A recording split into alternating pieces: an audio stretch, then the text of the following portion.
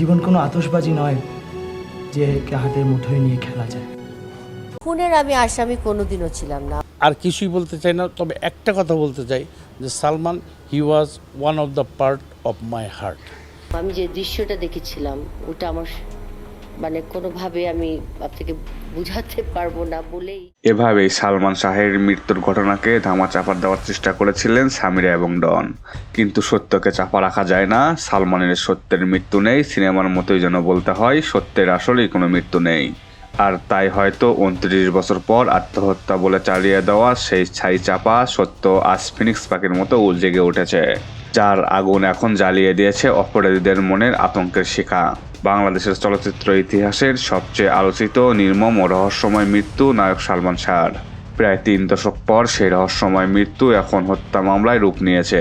প্রধান আসামি সামিরা ডন সহ 9 জনের দেশ ত্যাগে নিষেধাজ্ঞা জারি করেছে আদালত। কিন্তু মামলাটি আদালতে উঠতেই রহস্য আরও ঘন হয়েছে, কারণ হঠাৎ করে নিখোঁজ সামিরা ও ডন। ফোন বন্ধ, হোয়াটসঅ্যাপ অচল, আর কারো সঙ্গে যোগাযোগ করা সম্ভব নয়। এর আগে এক সাক্ষাৎকারে সামিরা দাবি করেছিলেন সালমান শাহ মানসিকভাবে দুর্বল ছিলেন এবং 3 বার আত্মহত্যার চেষ্টা করেছিলেন। কিন্তু সালমান শাহের পরিবার এই বক্তব্য অস্বীকার করে জানিয়েছে এটি আত্মহত্যা নয়, এটি একটি সুপরিকল্পিত হত্যা। জানা গেছে মৃত্যুর আগের দিন সালমান প্রেম প্রেয়সী ছবির ডাবিং করছিলেন সহ অভিনেত্রী শাবনূরের সঙ্গে। সেদিন সামিরার ফোনে হঠাৎ শুটিং ছেড়ে বাসায় ফিরে যান তিনি। আর পরের দিনই ঘটে সে নির্মম রহস্যময় মৃত্যু। আজ শুধু চলচ্চিত্রপ্রেমী নয়, পুরো দেশই অপেক্ষা করছে ন্যায় বিচারের।